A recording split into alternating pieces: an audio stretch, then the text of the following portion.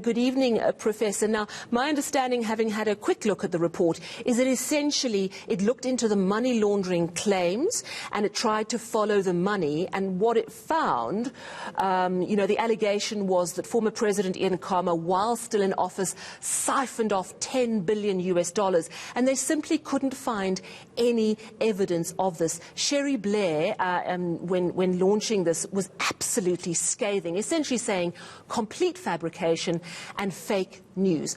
You had a look at this as an independent eye. Would you agree with her?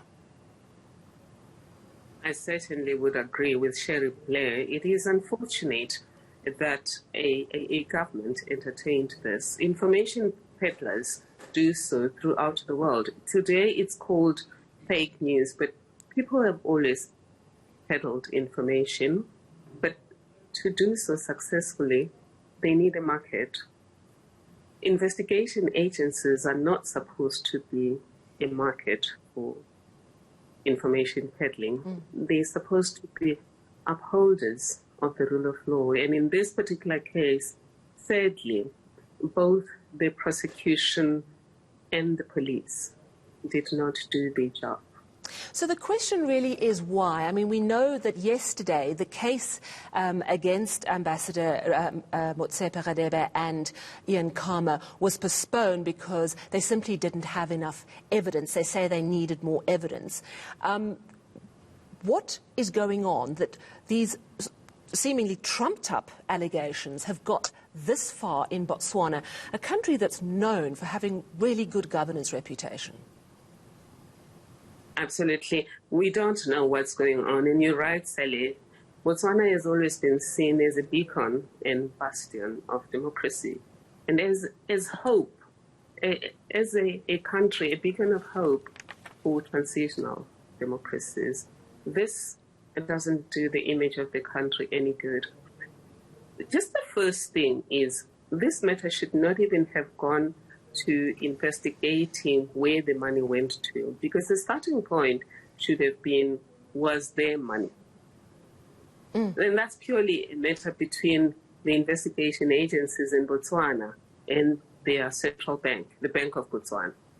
Was their money?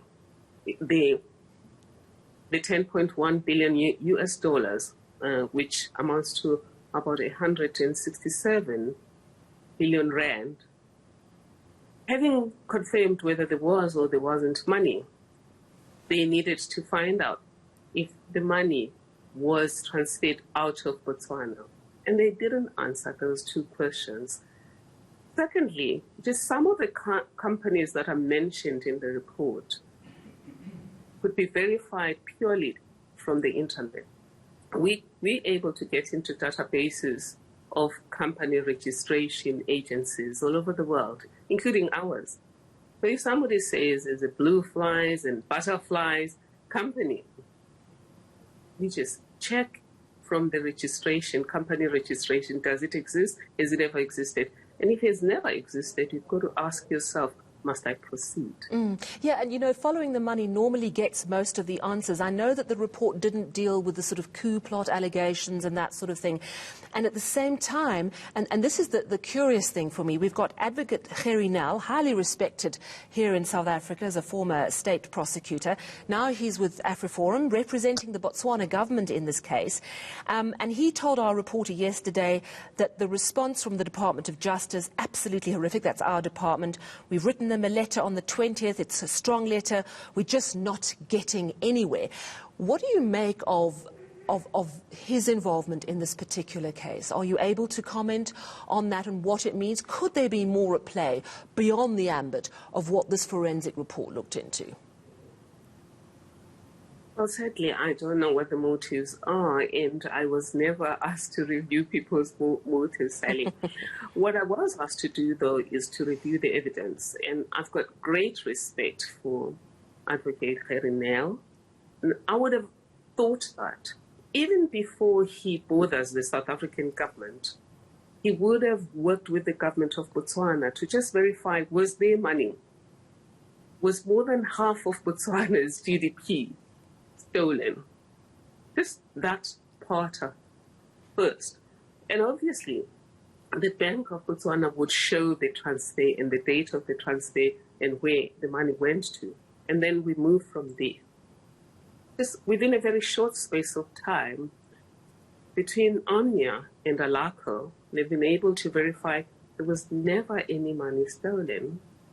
But in addition to that, they've gone through all of these countries and all of these banks that are specified to check, do the companies exist? Many don't. Even the ones that exist have nothing to do with the accused persons. Some of the companies that exist were just invented recently and could not have been part of the alleged misconduct. So on the one hand, it's good news that this detailed forensic report has found no evidence of money laundering in Botswana. But on the other, it's deeply worrying that a government could be so caught up in taking essentially fake news so seriously. You're absolutely right.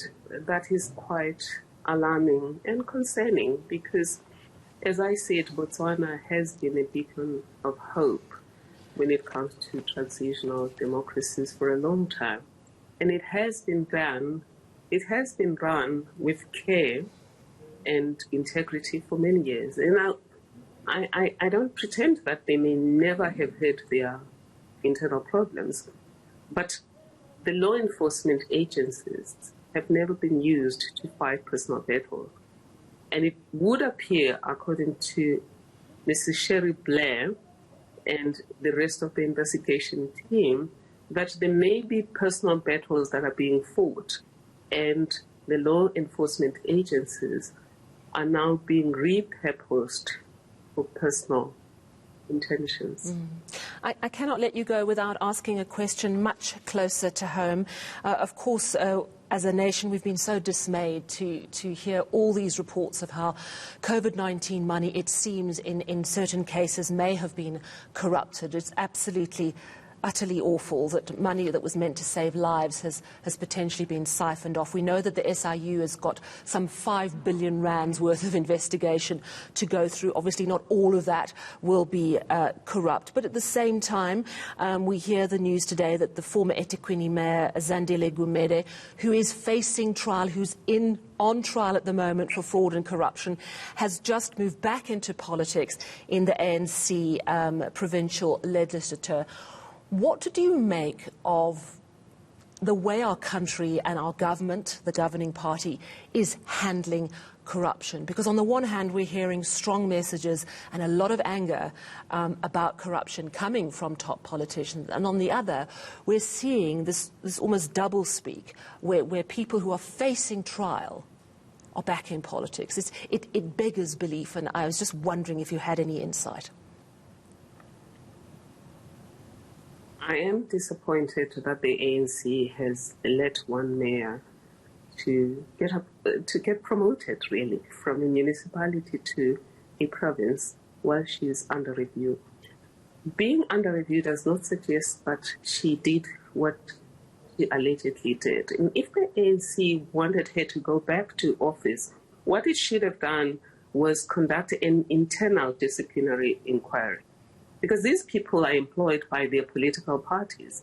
And in terms of just normal labor law, you are allowed as a company employing a person to institute and conclude internal disciplinary proceedings whilst the criminal justice system is playing its part, and it may take long to process things through the criminal justice system.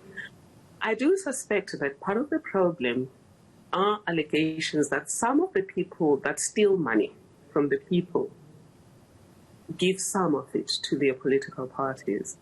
And when action like this is taken, it does give credence to those. I'm not suggesting that she did, and I'm not even suggesting that she did steal or she did act corruptly. I'm just saying that an internal disciplinary proceedings would have resolved this matter. And I do urge the ANC, on behalf of the angry people of South Africa, to please resolve these issues, including BBS, through internal party procedures.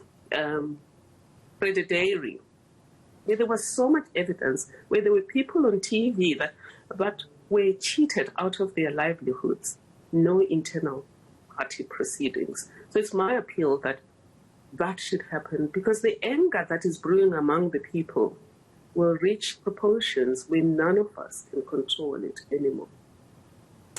Thank you so much, Professor Thuli Madonsela. Of course, she's our former public protector. She's currently the Chair of Social Justice Research at Stellenbosch University.